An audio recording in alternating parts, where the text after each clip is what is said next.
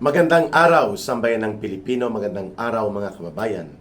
Kasama niyo po ngayon si Ka Eric sa isa na namang episode ng ating Balita at Talakayan. Maraming salamat for joining me today sa ating programa.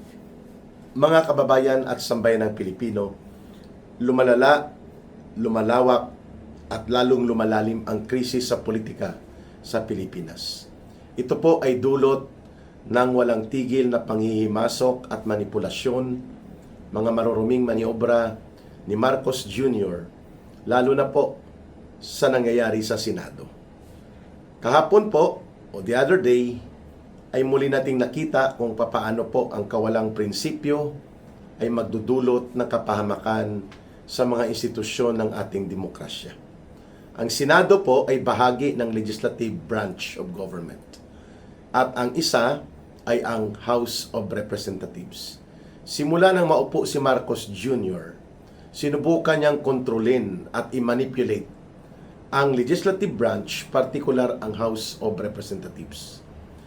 Sa pamamagitan ng kanyang pinsan na itinuturo sila ang mastermind kung bakit naging estafa, kinakatay at naging sindikato ang mga budget at nagiging napakalawak at sistematiko ang korupsyon dahil kay Marcos at kay Romualdez na nakokontrol nila ang legislative branch at namamanipulate nila.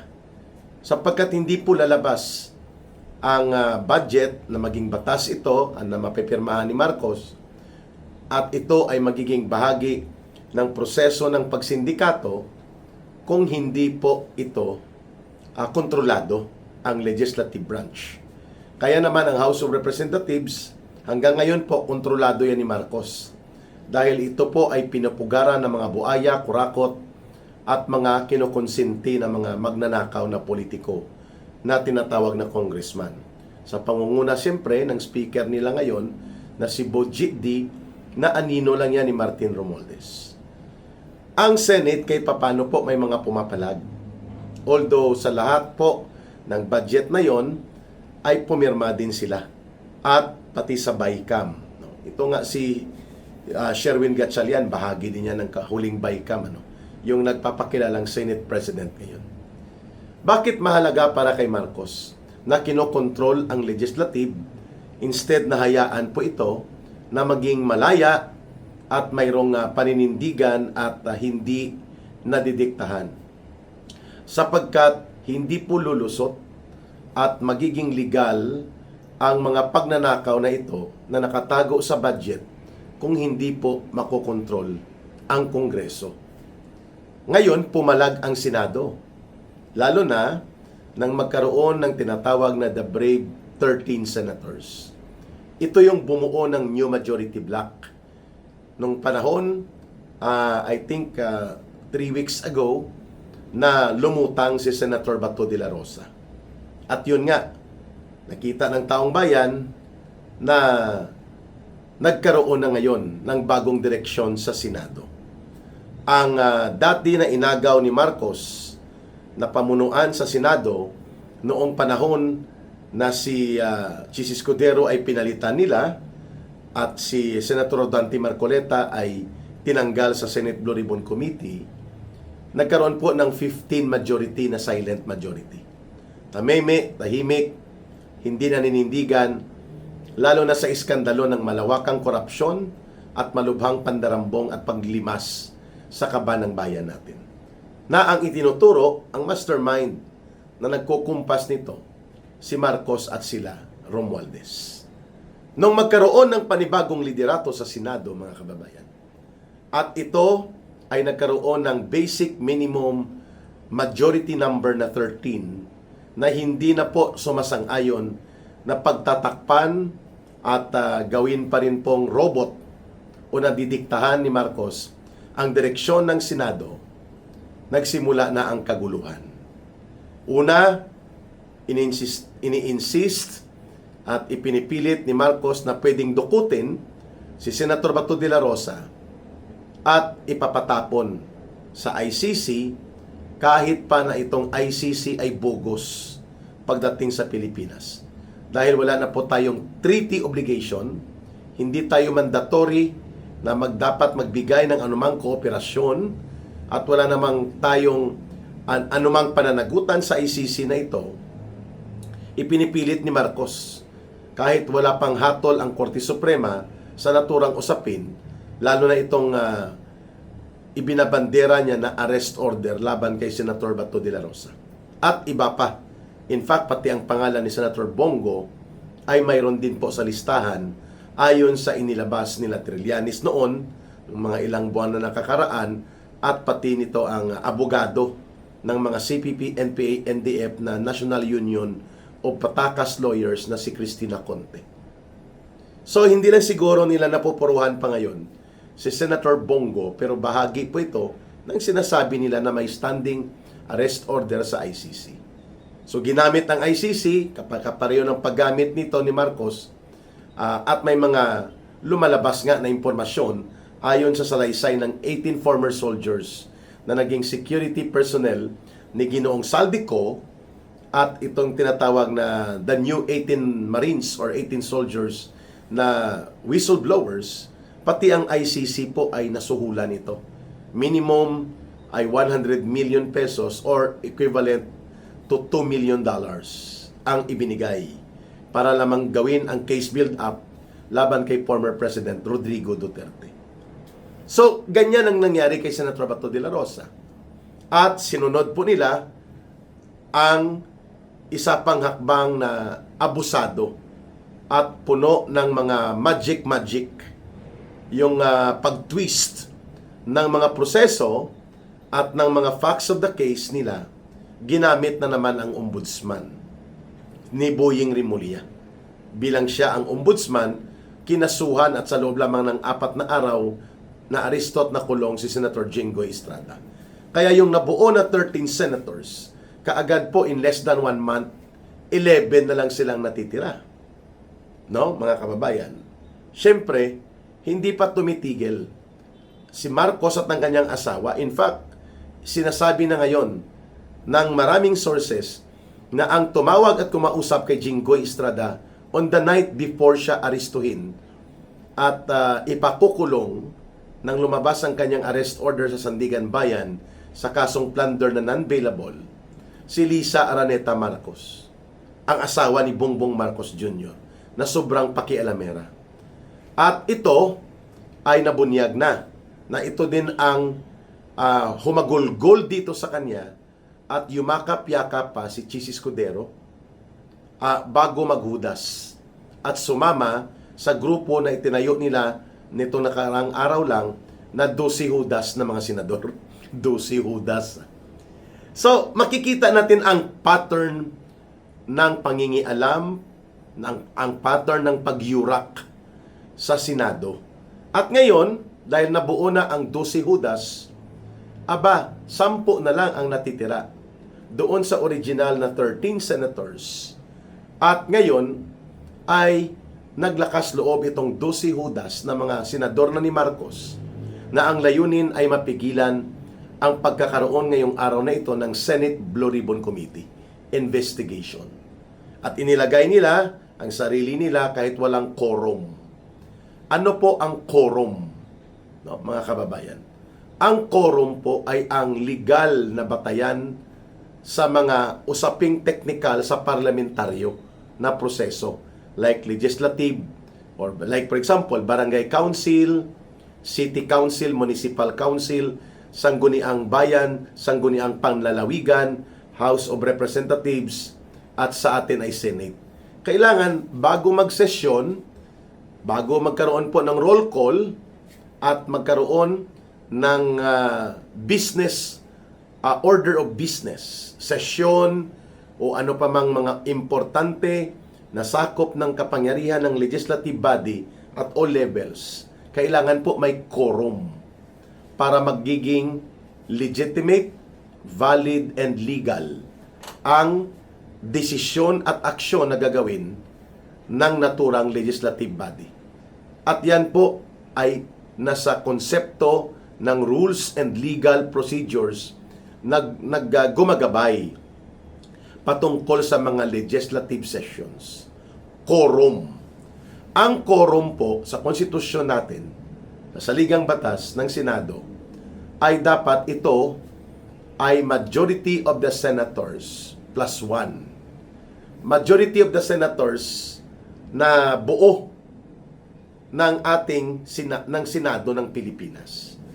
So kung ang nakalagay sa saligang batas 24 ang senators, therefore ang 50% nito is 12. At dagdagan mo ng isa pa dapat na senador.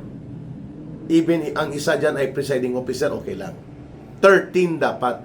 Kasi 12 is the 50% plus 1. 13 quorum. Ang nagsesyon kahapon, 12 lang, mga kababayan. So kung 12, walang quorum. Wala.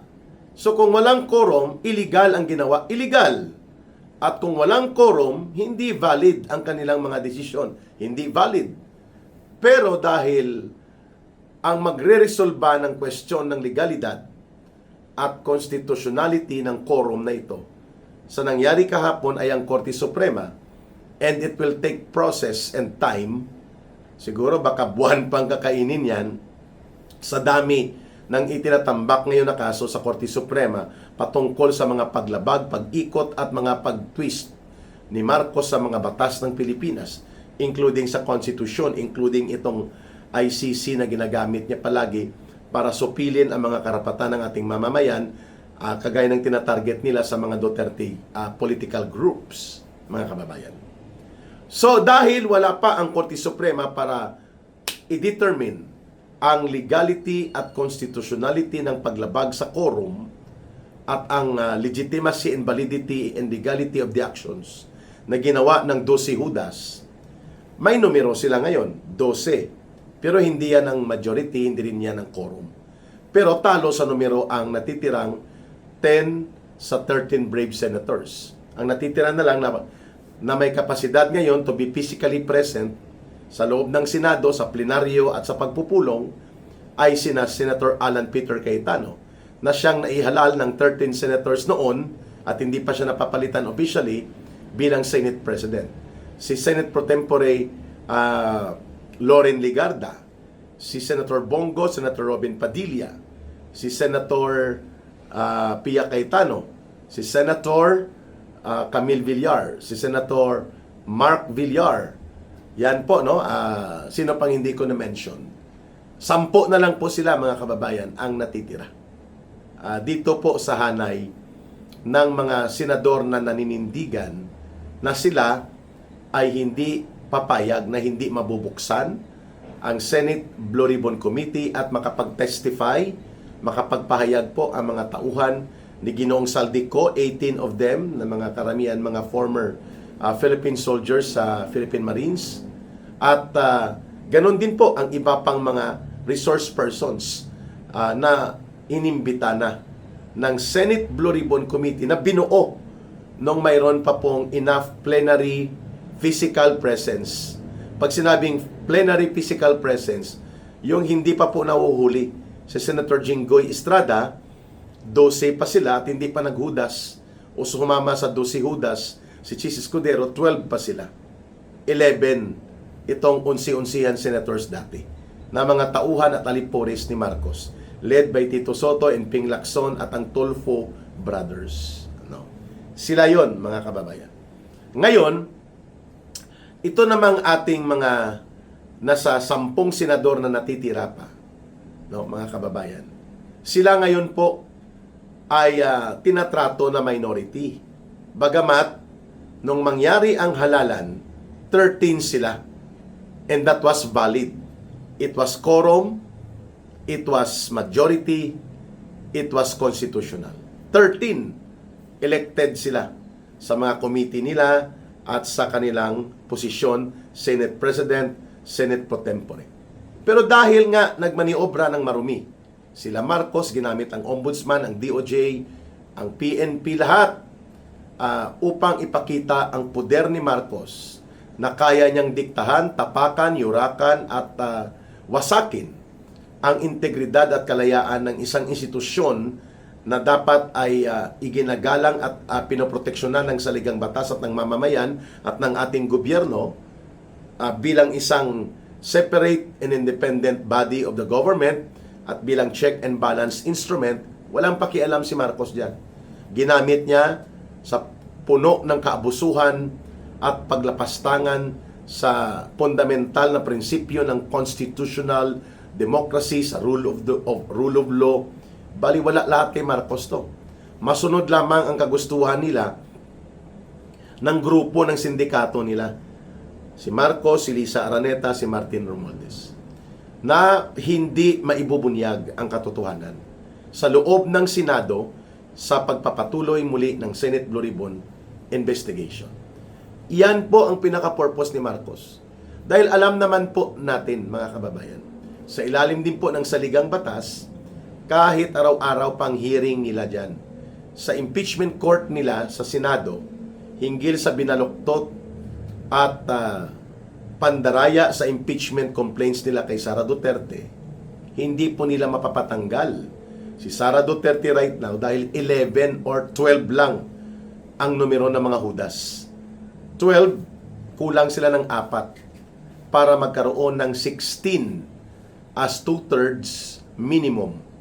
Under the Constitution, 2/3 of all the senators ang pwedeng magdesisyon para mapakonvict at ma-remove si Sara Duterte sa impeachment complaints against her. Kaya nilang gawin yun na mapa-impeach sa House of Representatives. Kasi nga, yan ay mga asong ulol ni Marcos at ni Romualdez. Ang House of Representatives, mayoriya dyan at 265 ang numero nila nang pinatalsik nila ang kapwa nila kongresista at tinanggalan ng sovereign mandate of the electorates ng Cavite si Congressman Kiko Barsaga. So 265 minimum. And that more than enough yon para makontrol ni Marcos ang House of Representatives. But right now, Marcos needs 16 senators to vote that Sara Duterte must be convicted and declared guilty sa mga impeachment charges sa kanya at siya ay ma-remove. They don't have the numbers right now, mga kababayan. Because under the Constitution, 16 talaga. So, 12 hudas lang sila. Dahil 12 hudas lang sila, wala na po epekto sa impeachment decision on Sara Duterte. Pero syempre, dahil 12 hudas kontra 10, ngayon, dahil nakakulong si Senator Jinggoy at nagtago at nag-safety ng kanyang sarili at seguridad si Senator Bato de la Rosa, pag impeachment court trial, 12-10. Ito ngayon ang problema. Supposedly, ang mag-preside sa impeachment, Senate President. Dalawa ang nagkiklaim ng Senate President, isa legitimate, isa illegitimate at questionably. Si Senator Alan Peter Cayetano po, elected by 13 senators. And that is recorded, may quorum, may majority vote. Si Sherwin Gatchalian as acting Senate President ay hindi po elected ng 13 senators. So pag nag-resume ang impeachment court nila na magsesyon para mag-trial, sino mag-preside? Si Sherwin Gatchalian o si Alan Peter Cayetano? Pero pagdating po sa enforceability on the actual plenary numbers, 10 na lang sila Senator Alan Peter Cayetano, 12 itong 12 hudas ng mga senador ni Marcos at nila Romualdez. So physically, by the numerical superiority, 12 is superior than 10. But the 12 does not have the 13 para makadagdag ng isa at mag-elect legitimately, legally, as required by law and the rules of the Senate, na dapat 13 ang pwedeng bumoto para magkaroon ng Senate President at ng new majority decision according to the constitutional requirement as well as the quorum. So can the 12 declare itong 12 hudas among themselves na si Sherwin Gatchalian o kung sino man ang gusto nila maging Senate President? No! Pero can they do that? Yes! Because they have 12, 10 sa kabila. But does it mean legal at makatarungan at tama at valid and constitutional? No! Pero ipipilit ba nila? Pwede. Dahil nga 12 sila eh. At kinilala na sila ni Marcos Jr., mga kababayan. No? Mga kababayan, kinilala, ni-recognize ni Marcos ang 12 hudas. It's not for him to determine sinong legitimate o hindi. Why? Because that issue belongs to the court now. Pero wala pang formal na desisyon o anumang isinampa na review and request for certiorari or petition sa Korte Suprema dahil kahapon lang ito nangyari. But right now, para makumpleto ang sistematiko na pagdurog ni Marcos sa integridad at kalayaan ng Senado, kinilala niya na ang new leadership ay ang leadership ng 12 Judas. And that is not a majority, that is not a quorum, and they cannot elect a new Senate President. Pero sabi nila, ang acting Senate President, si Gatchalian na. Saan galing ang otoridad nila? Sa sarili nila. Kay Marcos, can Marcos do that? No. Marcos is not the Senate, and even if he is the President, he cannot dictate and he cannot decide for the Senate.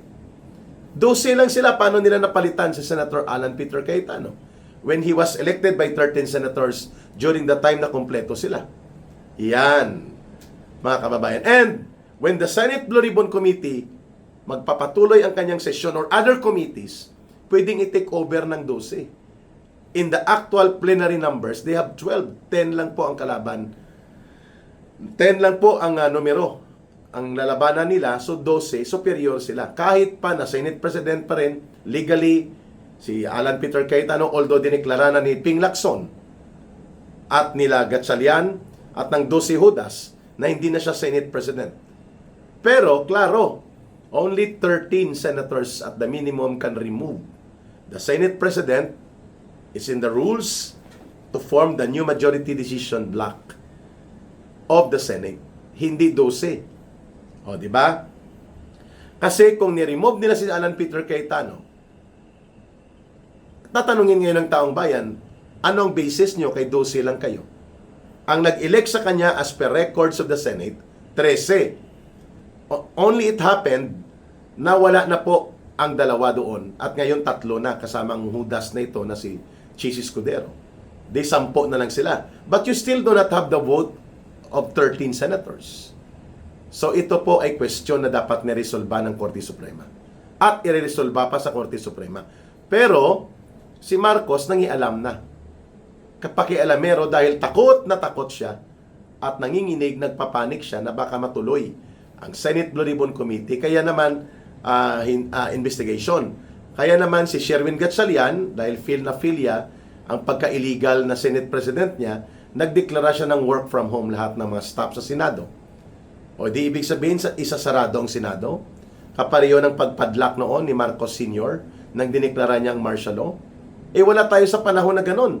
And even if Marcos declares martial law under the 1987 Constitution, he does not have the power to lock down Congress and prevent the session or the operation of the legislative branch ng House of Representatives at ng Senate, or even the operations of the Philippine judicial courts or judicial system. Under the 1987 Constitution, it is not allowed, or it is not an authority covered by the declaration of martial law of the President. Pero wala tayo sa lumang martial law ni Marcos Sr. Pero ngayong araw ay hindi papayagan na papasok. Sa Senado, walang mga staff, walang magno-notes, walang Senate Secretariat, walang operational organization ngayon ang Senado. So, sino nagsasabotay? Ang remaining 10 senators na sinasabi ni Marcos at ng 12 Judas niya na mga sabotahero daw ito, magugulo, at lalo na si Senator Alan Peter Cayetano. Pero sino ang nagsabotahe? Di po ba itong illegal, 12 Judas, na kinukumpasan, sip-sip, at lumuluhod kay Marcos na mga 12 Judas na senador? Di ba sila? O ngayon, bantayan natin kung ipapadlock ang Senado. Bantayan natin kung hindi nila papapasukin ang 10 remaining senators and their own staff.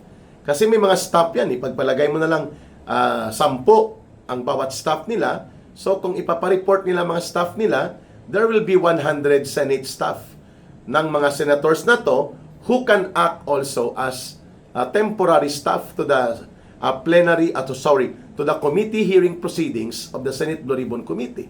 Pero inagaw na ni Sylvester Stallone, Ben Dalot, Erwin Tulfo ang pagiging Senate Blue Ribbon Committee chairperson. Tuwang-tuwa siya dahil siya na ang magbibida kung paano niya babaluktutin ang kanyang konsepto ng Senate Blue Ribbon Committee para mapagtakpan at mapigilan po ang pagsambulat ng katotohanan sa tama at tunay na investigasyon supposedly ng isang Senate Blue Ribbon Committee.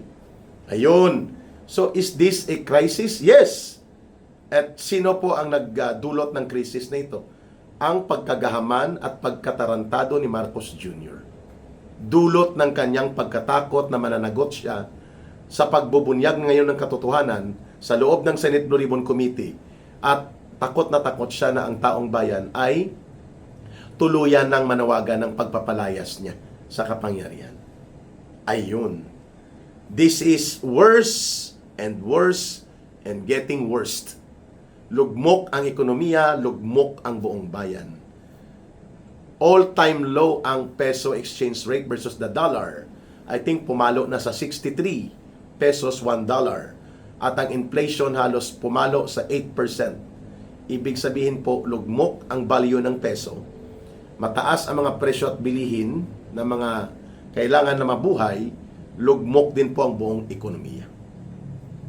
Yan ang epekto kung failure of governance ang problema.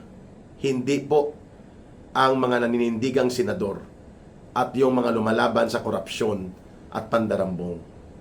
Hindi sila ang nagpapagulo at nagpapalugmok sa ating bayan. Si Marcos Jr. At ito ay may katapusan din. Naniniwala tayo, darating po tayo dyan. Maraming salamat sa panonood ninyo sa Balita at Talakayan with Ka Eric at ating pakatandaan palagi. Mahalin natin ang bansang Pilipinas. Walang ibang magmamahal nito kundi tayo ring mga Pilipino. Para sa Diyos at sa Pilipinas nating mahal, may God bless everyone. And may Allah will be with those who are Muslim brothers and sisters. Maraming salamat muli. Bye for now. Ito po si Ka Eric. Mabuhay!